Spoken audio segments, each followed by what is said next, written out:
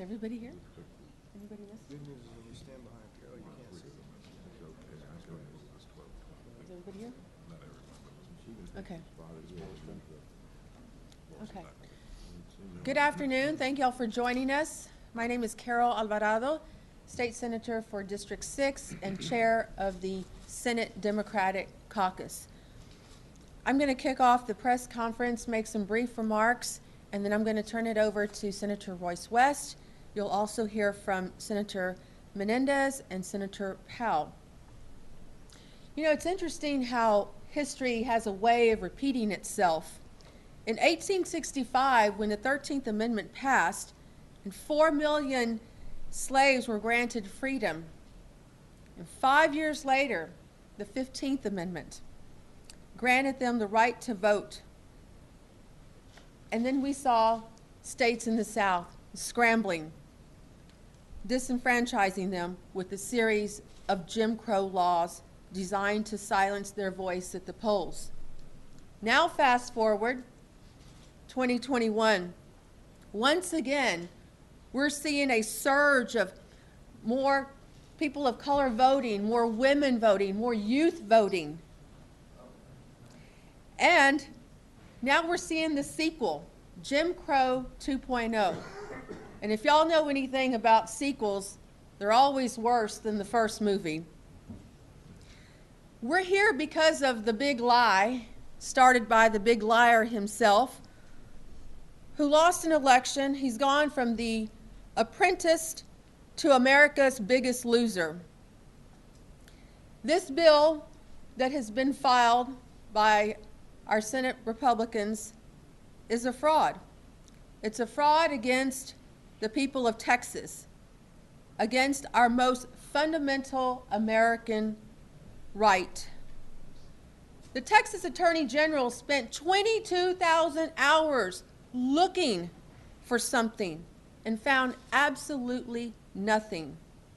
From 2018 to 2010, not a single person went to jail for voter fraud in Texas. So why are we here?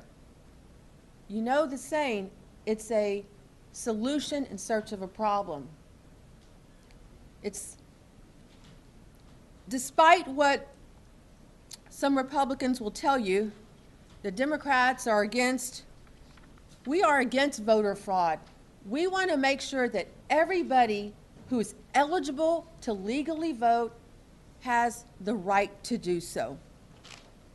Virtually everything in that bill, in Senate Bill 1, makes it harder for people to vote. It makes it harder for seniors to vote. It makes it harder for people with disabilities. It makes it harder for people who are in the military who have to vote by mail. Bottom line, it makes it harder to vote. The only thing this bill makes easy is voter intimidation.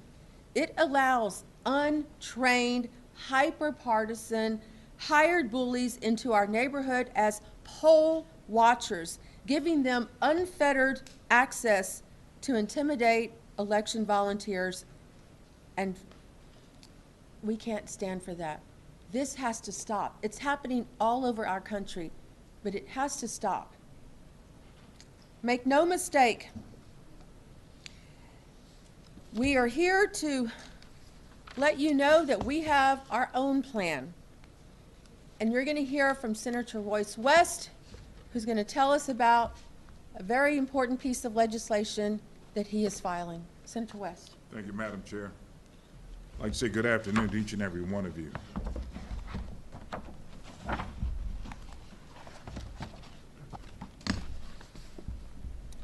I want to make certain that I take off exactly where the chair left off. You know what the big lie is. Most of each and every one of you, your papers, have talked about the big lie. Big lie is that the 2020 election was stolen. You, as well as I, know that that's a damn lie. Friends, I'm a lawyer, and we rely on evidence, so here's evidence. What you think about this? I'm spend a few moments in terms of background. All over this country, Donald Trump was trying to get secretaries of state or other state election officials to overturn the election and even to find votes in order for him to gain an advantage. Republican secretaries of state said, no, I will do my duty, and if there are issues, then we will make certain that we talk about those issues. None of them found issues. Even here in the state of Texas, Sarah Hughes, appointed by Governor Abbott, was quoted and said that what? This was a fair and secure election in the state of Texas. Guess what? She was denied confirmation. Ask yourself why. It's a plight that we see across the state. Republicans that are standing up saying it was a valid election. The January 6th was an insurrection, are being ridiculed, mocked, and challenged by their own party because they stood up for American democracy. Big lie was a lie in November. It's a lie today. We stand up. We're asking Texans to stand up with us. Regardless of whether you are a Democrat, Republican, or independent, stand up with us for our democracy here in the state of Texas. The chairwoman basically said, this is a solution looking for a problem. Follow the evidence. You have the ability to follow the evidence and make those determinations. Today we are filing the Barbara Jordan Fair Elections Act. This bill is designed to make voting and election process more safe and more secure and more accessible. That's what we need to be doing in 2021. You know, it's amazing, we can send a rover to Mars, but we can't provide access to the ballot in a secure manner that makes it more convenient for voters. I said that we can do that. And you begin to look at this act, you see exactly what we're attempting to do and still make certain that our elections are secure in the state of Texas. Let me just give you a few highlights. The act modernizes Texas elections by removing all unnecessary, I shouldn't say all unnecessary, but unnecessary and bureaucratic barriers that stand in the way of Texans being able to exercise their freedom to vote. The act respects Texans' ability to choose how they would cast their ballot by expanding the use of vote by mail and expanding the early voting period. Why can't we register online? There are other states that have been doing this for years, and the 41 states. And for some strange reason, in Texas, which is supposed to be, quote unquote, one of the IT capitals of the world, we can't figure out how to do it. To me, Texans can figure out how to do it, and we should figure out how to do it. We also recognize that we should have the power of local control to make certain that we have access to voter programs throughout all of the counties, not in just specific counties where you can have weekend voting. We want to, that allows voters the chance to cure mail-in ballots to ensure their voices is heard at every election.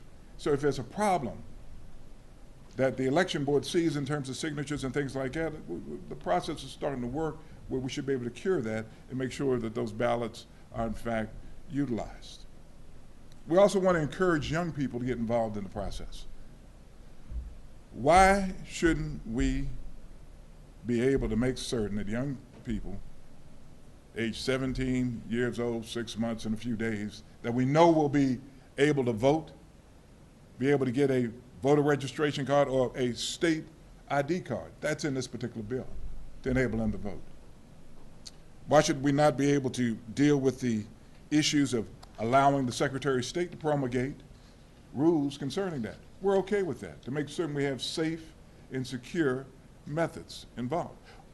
This bill also allows for persons who are registering to get a driver's license to automatically be registered to vote. Why shouldn't we do that? Makes sense to me, and hopefully it makes sense to you.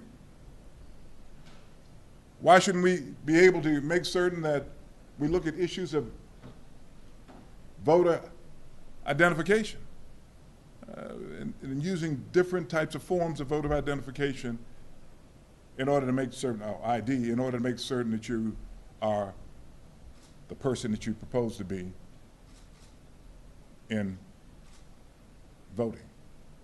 When you look at this particular bill, I know that you will ask, well, Democrats, you don't control the votes in the Senate. You don't control whether or not you'll be able to get a hearing on this particular bill. Let me assure you, we're going to do everything in our power to get a hearing on this vote, on this bill, work with Republicans and anyone else in terms of taking Senate Bill 1 and this particular bill, the Barbara Jordan Fair Elections Act, and seeing whether we can strike compromises to make certain that all people in the state of Texas are able to vote, that it's transparent, and that it's secure. Thank you. And now I'd like to bring up Senator Jose Menendez, who is also the chair of the Senate Hispanic Caucus. Thank you, Madam Chair. Good morning, everyone. Thank you for being here. Look, folks, we are at a delicate and historic point in our democracy. Everything that you've heard is true, and many of the bills that are being proposed are a direct attack on our fundamental right to vote. The right to vote is not one you have to earn. It's one that's afforded to every U.S. citizen. With the provisions included, such as restricting early voting hours and or gutting local control on polling places, the law that they are proposing would make it harder for every U.S. citizen to vote. This bill hurts all voters, regardless of their party affiliation. These bills target and make it harder for election officials to conduct the elections that we need, many of whom are senior citizens, are volunteers, are people who have been doing this for years and without whom we could not have our elections. We're discussing legislation that will impose even greater anti-voting restrictions in what has been said already, the hardest state in the country to vote. What we should be doing is taking steps to making voting more accessible to everyone, and that's why we're here today. We need to further restricting people's opportunities, and that's the problem, is that we have filed the bills that would make voting more accessible. I'm not going to go down the list of the bills, but many of the bills are in the omnibus bill that we're expanding accessibility to the bills filed. Folks, in closing, S-Bill 1, as you've heard, is a solution in search of a non-existent problem. And it is a part of a national trend that we're seeing around the country, and we're asking everyone to wake up and pay attention to the attempts that are being made to make it hard for you to exercise your right to vote. As we know, your vote is your voice, tu voto es tu voz, and it is your power. It is the one day when you walk into that ballot box that your power is the same as Governor Abbott's or anyone else. We have heard time and time again that from so many, and that's what we have to focus on. So many, including Republican elected officials, the last year's elections were safe and secure. There were no improprieties. Therefore, what are you trying to fix? It's time to focus on our democracy, making our democratic process more accessible, not filing legislation that will harm our voters' access to the ballot box and therefore silencing their voices. Thank you very much. Thank you. And now Senator Beverly Powell, who, by the way, is on the committee that will be hearing this bill. She was also on the conference committee for Senate Bill 7. Senator Powell? Thank you, Senator Alvarado, and thank you all for being here today for this press conference.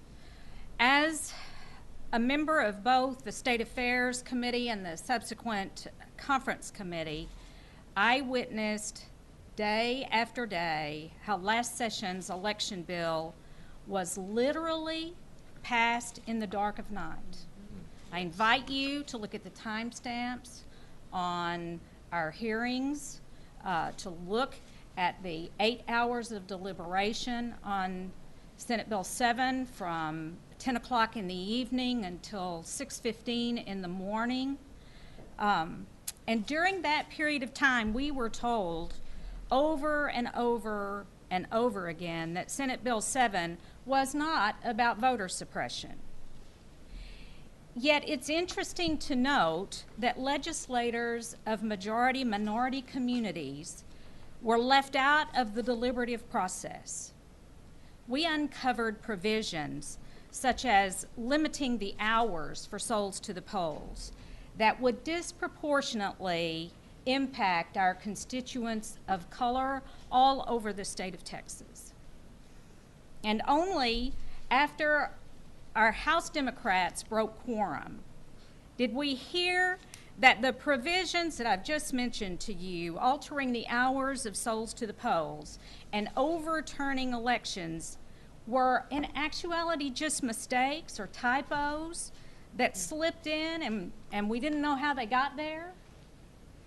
Folks, I believe that transparency is critical to this process. It's critical to our democracy. It is so critical to making sure that every single voter in the state of Texas has access to the ballot box. It's critical to ensuring the trust between our Texans of color and their lawmakers. It's crucially important. And so today, that's why I join my colleague, Senator West, and those who are with us in this room today as co-author of the Barbara Jordan Fair Elections Act. We serve in a room where I see Barbara Jordan's portrait every single day. And it reminds me that important legislation like this ensure all eligible voters in the state of Texas can have their voices heard. The Barbara Jordan Fair Elections Act modernizes the elections process, as you've heard here today, while also capitalizing on very traditional, common sense accountability measures. And most importantly, the Barbara Jordan Fair Elections Act, as evidenced by this conference here today, has been crafted in the full light of day with the knowledge of folks in the state of Texas. So today, we call for a hearing on this critical legislation to be sure that every single voice is heard. Barbara Jordan once said, "If the society today allows wrongs to go unchallenged, the impression is created that those wrongs have the approval of the majority." We've all seen those wrongs. They've been called out by the media. And we, as a caucus, have challenged them before, and we will do so again, starting today with this important piece of legislation.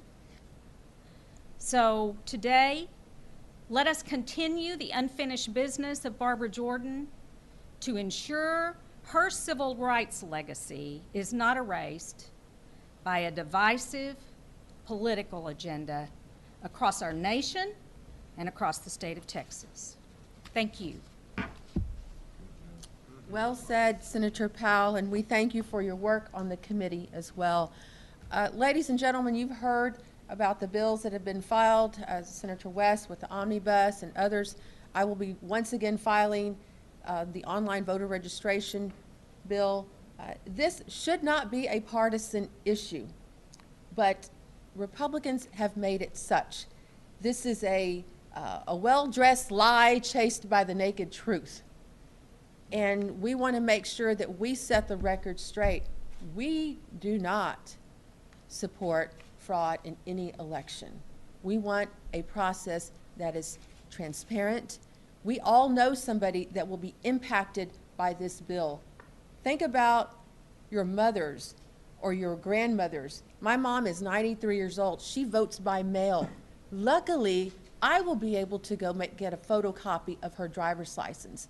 But think about that senior that doesn't have anyone to go and do that, or does not want to provide their social security number. Senator West, I'm going to ask you to come up. I know you had one other statement, and then we wanted to have the signing. Yes. Okay. And then we'll open it up to members. Just a couple of statements. We know that there's a provision concerning poll watchers.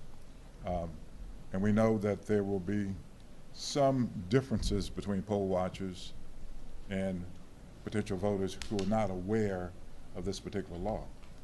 And so, to the extent that there ends up being lawsuits filed in Senate Bill 1, it allows for expedited legal processes in order for a court to consider claims. But you know as well as I know that the election officials and the election workers are not indemnified at all. And so what we do in the Barbara Jordan Fair Elections Act is making certain that whatever governmental entity is appointing the election workers indemnify the workers if indeed a lawsuit is filed. In addition, we talked about the issue concerning poll watchers. We propose in the act that we have a training conducted by the Secretary of State for all potential poll watchers, and that there be certification by the Secretary of State before persons are allowed to be poll watchers. And those are a couple of the other provisions in the bill. There's several others, and we can talk about those. But at this point in time, I would invite my colleagues to join me here at the podium where I have the bill.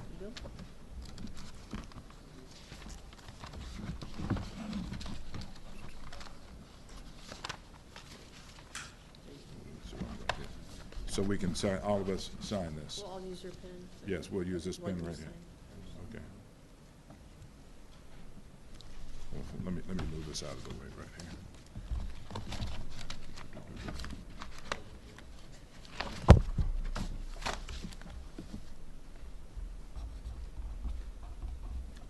Madam Chair.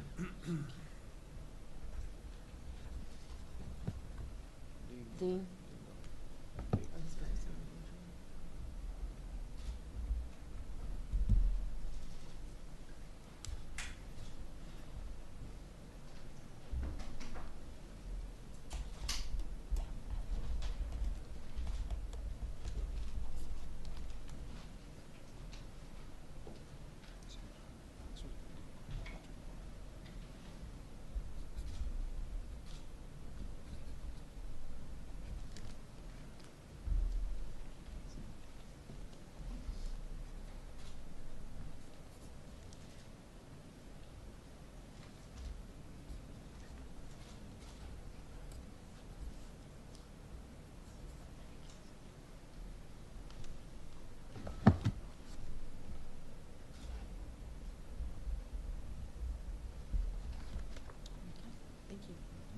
Thank you, Senator West.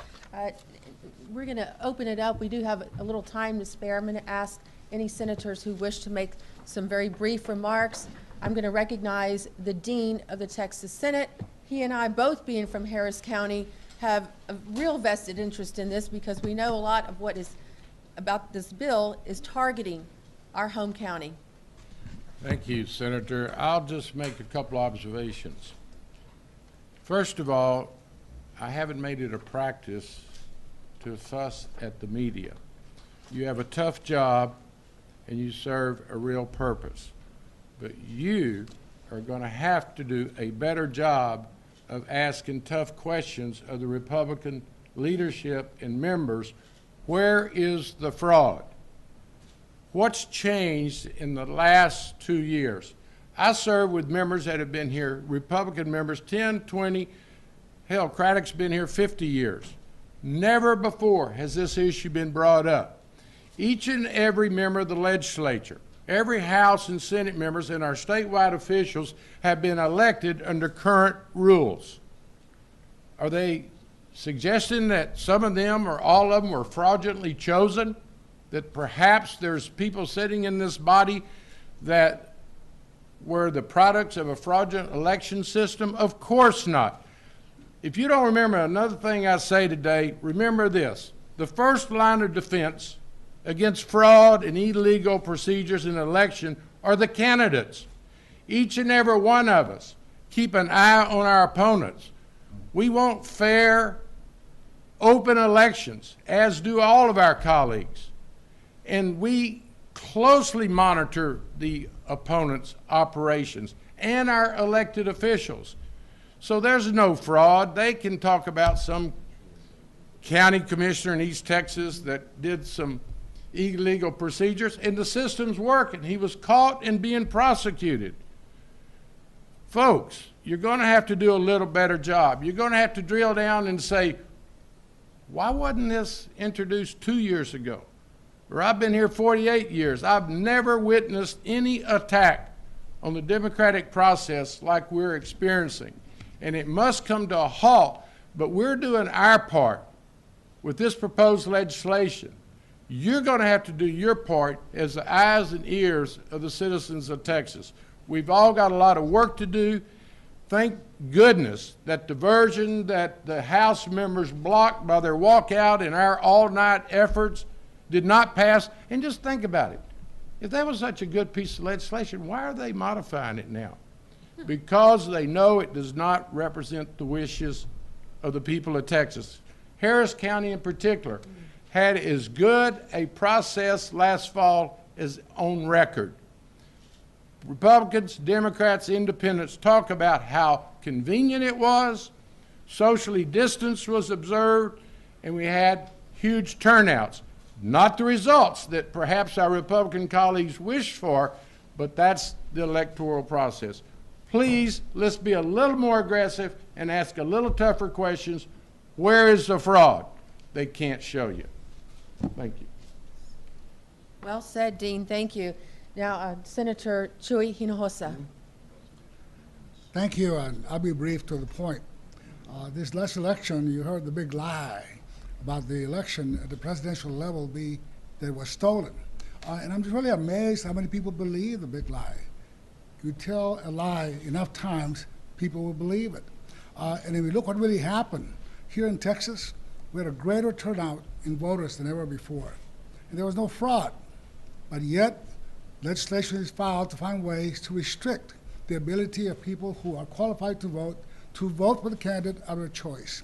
And I remind the public, there were over 60 lawsuits filed in the United States by different states, by different attorney generals, to try to prove that the election was a fraud that was stolen from former President Trump. And all other lawsuits were rejected because there was no evidence to support and prove fraud. Even the United States Supreme Court ruled and said there was no fraud. And of course, the Attorney General was the one that filed the lawsuit for the state of Texas, including other states. And they just summarily dismissed his lawsuit as not being credible. So for us, we have to fight for the right to vote. It's a very basic right that every person has, as long as they're qualified to vote. And for us, we will fight to protect that right. I am a Vietnam veteran, served in the United States Marine Corps, and I believe in my country. I support my country. I'll die for my country, but I'll also fight support for our basic rights to vote. Thank you. Anybody else? Senator Nathan Johnson. Very briefly, my colleagues have been so eloquent on this, and I'm proud of them. I'm proud to be part of them. I'm proud of the bill that Senator West is bringing forth and that all of us have supported throughout our efforts in the session, some of us fewer years than others. But I want to contrast what's going on here. We have the House and Senate versions of so-called election security bills, and we have the Barbara Jordan Fair Elections Act. One of them is ugly and mean and stokes phantom fears of false menaces, And the other one is good. The other one is about hope. It is about participation, and it's about faith in voters, election officials, and local officials. Which vision is right for this state? In fact, if we look at this whole very unspecial special session, you'll see something in common with quite a number of measures that are on the call. It's ugly, it's mean, it's aggressive, and it's stoking false fears.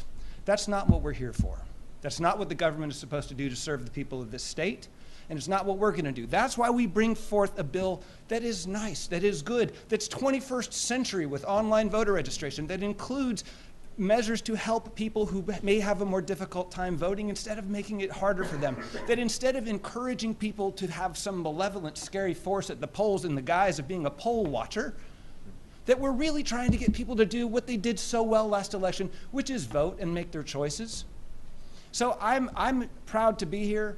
I think this is a choice between kind of anger and suppression and ugliness versus inspiration and hope and faith in people. The contrast is clear, folks. Think about it the next time you go to the ballot box. Okay, thank you. We'll take questions.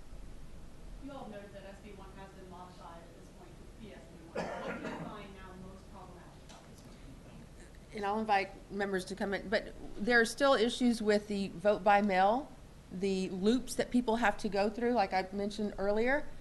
Anybody that votes by mail, whether it's a senior citizen, someone in the military, someone that is disabled, they're requiring more information, a copy of their driver's license, a social security number, unnecessarily. The process that has been in place with vote by mail has worked, but maybe it's worked so well that that's why they don't like the results. So we still have problems with that, and then empowering poll watchers. I've run elections. I was a precinct judge. Sometimes the space that you're in is very confined, and the bill allows for the poll watcher to get up and close to be able to listen to what is being said between the judge or the clerk and the voter.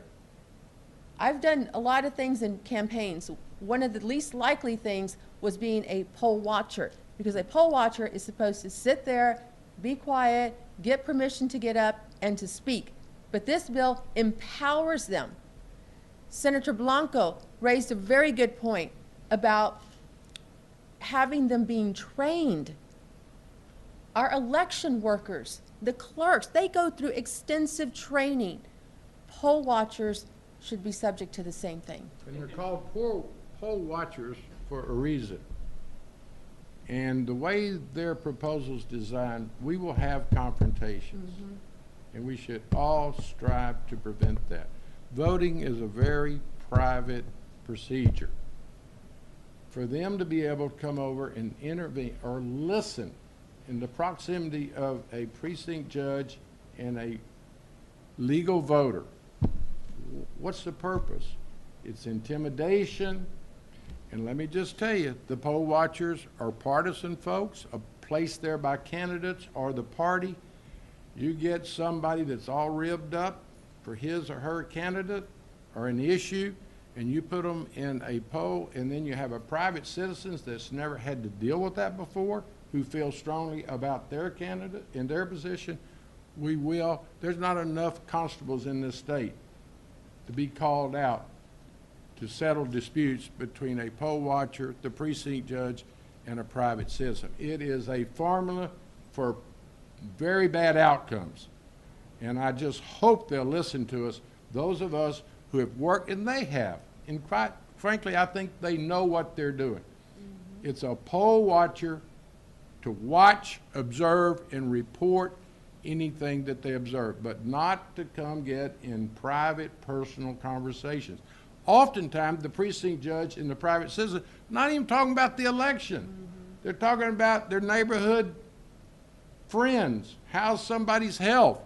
It has no role for a poll watcher to intervene, and that really needs to be emphasized, not to mention the other difficulties in early voting, voting by mail, and like I said earlier, what was broken that they didn't observe in the past?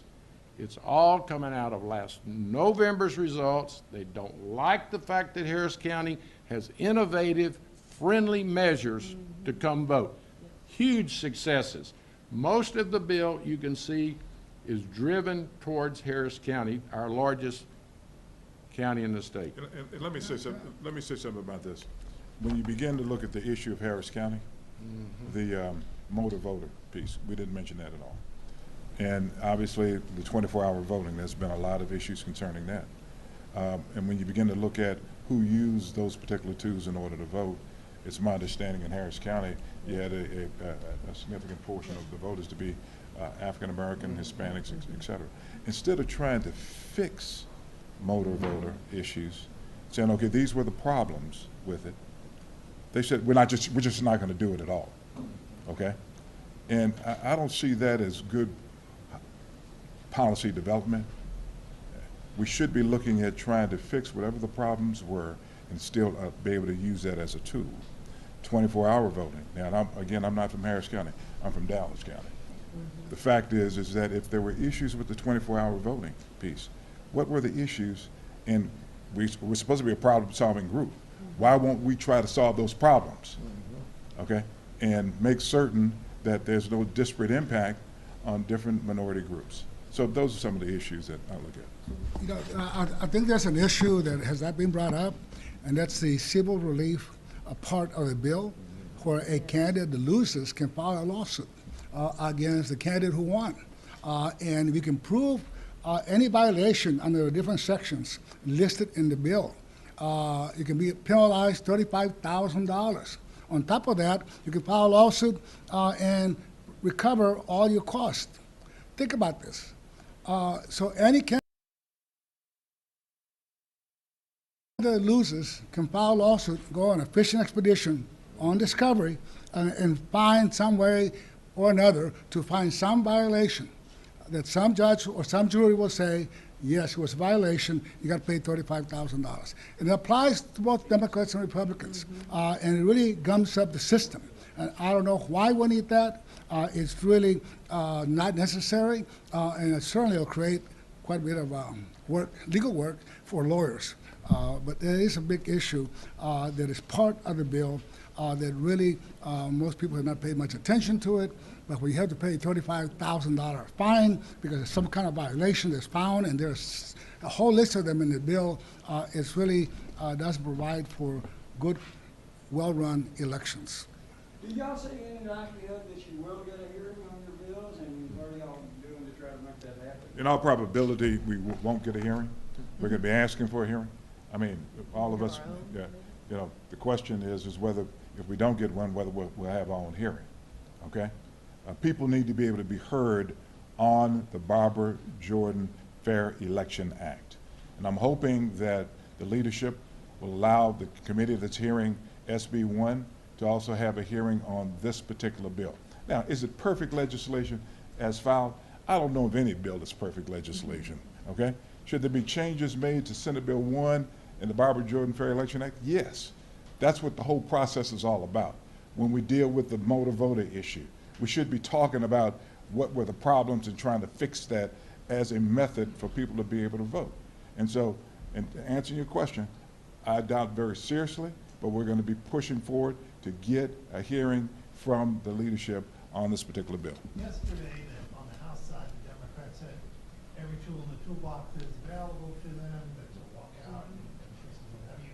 You guys are presenting legislation. Are you want to go the inside game route first, or is every tool available? Every tool is available. Are all options on the table? All options, all options are on the table. You talked about the mail-in ballots and the poll watchers and the civil action of Senator Hinojosa, and you went with local, for preemption of local policy, but you haven't talked about the, Senate Bill 1 has one thing HB 3 doesn't have, which is Secretary of State would contract with DPS Yes. to kind of make another stab at what David Whitney tried to do with 19 nonsense and voters. Do you have any comments on that? You want- Yeah. We have raised that issue.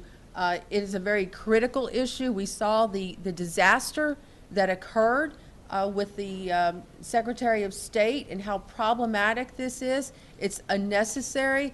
in my opinion, and I'll let Senator Menendez, as the chair of the Hispanic Caucus, speak to this, but it is targeting Latino voters in that.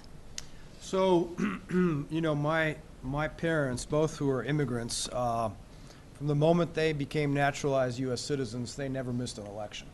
And at the age of 18, they dragged myself and my sister to our elections. And, you know, I don't know what would happen with these poll watchers we're supposed to have. And if you know, we're in there with my mom and dad and they're asking me questions, because, you know, you've seen how long these ballots are and how these damn propositions are written.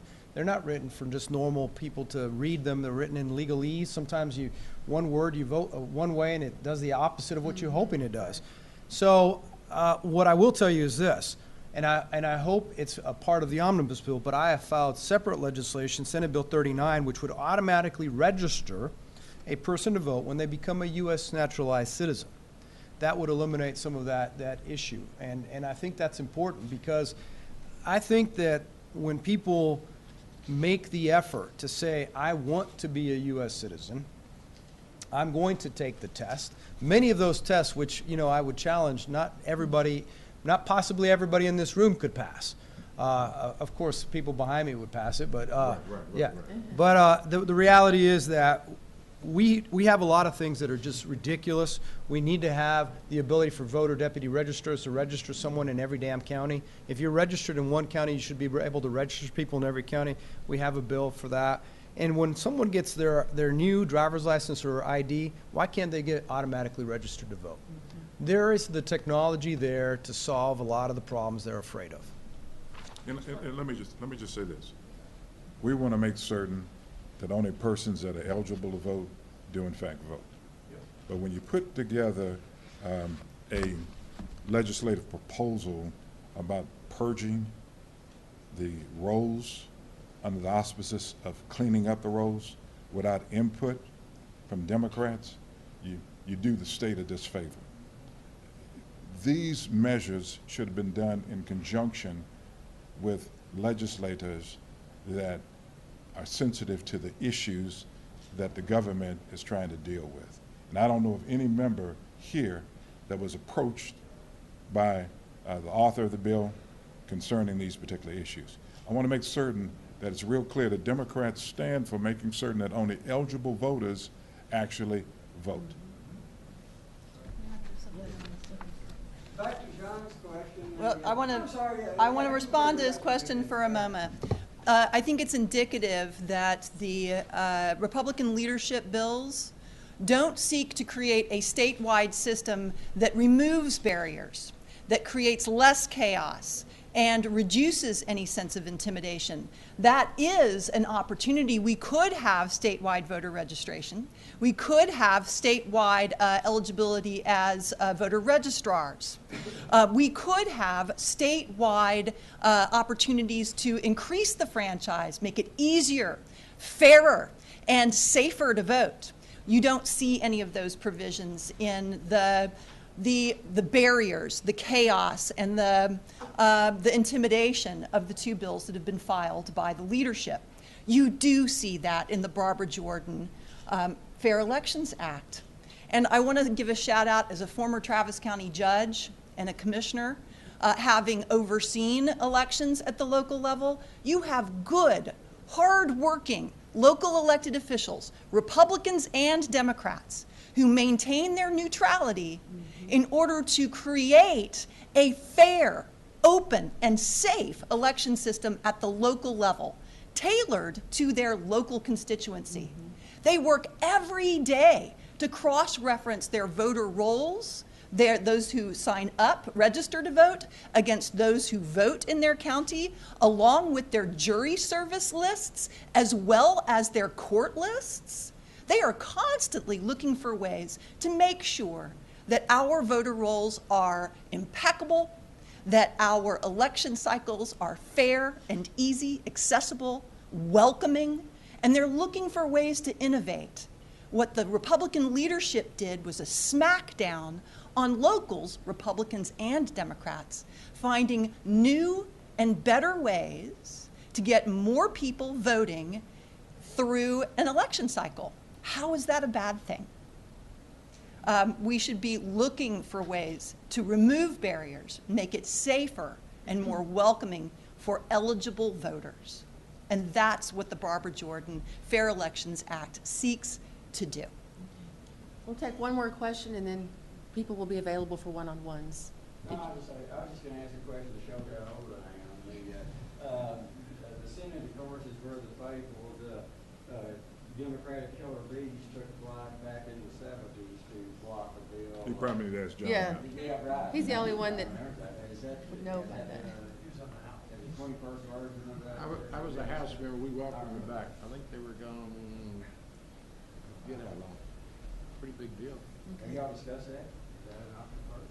You know, we are keeping all of our options open. Obviously, we're doing our best to represent the people of Texas, and we're trying to engage you and them to speak to their representatives and senators and statewide officials to let them know the proposals by the leadership does not represent the views of Texas. And regrettably, this special session has become nothing special about it. Normally, as you know, you finish unfinished business. But if you look at this just looks like a campaign effort as far as I'm concerned. And, you know, for them who campaign on at one time, limited government. But now, everything you look at on the proposed call is just more government, more personal intervention, and quite frankly, a lot of waste of money. It's probably safer on the border today than many of our urban cities. I wish they'd take some of that border funds and apply it to some urban safety, public safety. So anyway, that's not why we're here today, but it just shows that we're in a campaign season. They never came out of the November campaign satisfied. Normally, in my experience, is you campaign in the fall, come January, you leave your politics at the door and govern. We have been involved in a Republican campaign throughout this session, as far as I'm concerned, and it's just more of the same. Let me say this. There have been statements that 95% of the people being polled in the state of Texas don't believe in fraud. Duh, that's exactly right. I'd ask you to take a look at the Barbara Jordan Act and look at some of the particulars in that act and use your social media, your newspaper, to do a survey in terms of how people feel about the initiatives that we're recommending for the state of Texas. We want to remind the public that's listening to please, you're welcome to come to the hearing tomorrow at 11 o'clock in the Capitol in the Senate State Affairs Committee. Thank y'all.